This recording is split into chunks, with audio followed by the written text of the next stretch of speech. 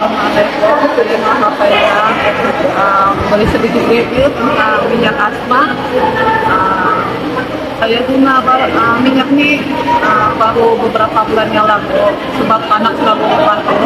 Jadi ada jiran di sebelah rumah bagi tahu guna minyak ini untuk batuk secara.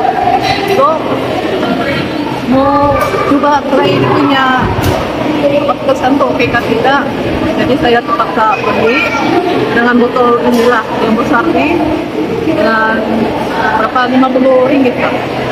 Nah, so try untuk anak batuk 2 orang untuk saya ada baby guna macam 2-3 hari macam tuh batuknya alhamdulillah berangsur baik, selesma pun oke, dan nyenyak tidur. Wow. Para